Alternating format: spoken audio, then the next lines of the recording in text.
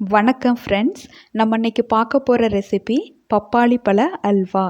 பப்பாளி பழ அல்வா எப்படி செய்யலான்னு பார்ப்போம். ஒரு பப்பாளி பழம் எடுத்துக்கிடுங்க. எடுத்துட்டு அதை நல்லா தோல் சீவிட்டு அதனுடைய விதைகளையும் எடுத்துருங்க. எடுத்துட்டு சின்னதாக கட் பண்ணிவிட்டு அதை மிக்சியில் அரைச்சி வச்சுக்கிடுங்க. இப்போது நம்ம கடாயில் நெய் ஆட் பண்ணிக்கலாம். ஆட் பண்ணிவிட்டு முந்திரி பருப்பு சேர்த்துக்கலாம். இப்போ அல்வா வீட்டில் பண்ணுறதுனால நான் காஞ்ச திராட்சை ஆட் பண்ணியிருக்கேன். இப்போ நீங்கள் அதை ஸ்கிப் பண்ணாலும் பண்ணிக்கலாம். இப்போ நல்லா இதை வறுத்து எடுத்துக்கிடுவோம். நல்லா பொன்னிறமாக அதை எடுத்து வச்சுக்கிடுவோம்.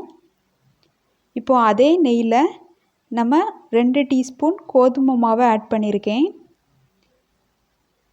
அதையும் சேர்த்து நல்லா கிண்டுங்க. அது கட்டி விழாமல் கிண்டணும். இப்போ இந்த டைமில் நம்ம அரைச்சி வச்சுருக்கிற பப்பாளி பழத்தை ஆட் பண்ணிக்கலாம்.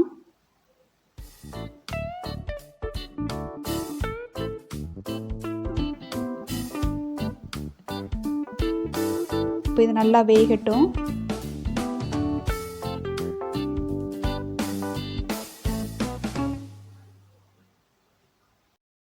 இப்போ நம்ம மிக்ஸி ஜாரில் சுகர் ஆட் பண்ணிக்கலாம். கூடவே ஒரு 3 ஏலக்காவையும் ஆட் பண்ணிக்கலாம். அதை நல்லா சேர்த்து அரைச்சிட்டு வந்துடுவோம். இப்போ அரைச்சிட்டு வந்தாச்சு. இந்த சுகரை இதில் ஆட் பண்ணிக்கலாம்.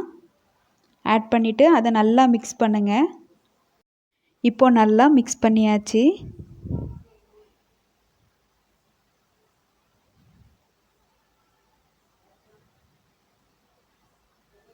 இப்போ நல்லா வேகட்டும்.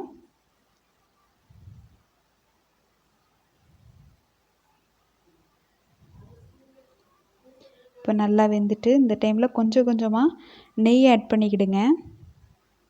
நெய் ஆட் பண்ணி நல்லா கிண்டுங்க.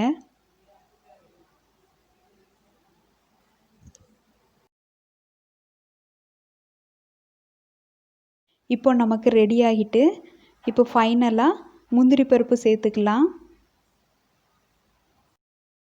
இப்போது டேஸ்டியான பப்பாளி பழ அல்வா ரெடி.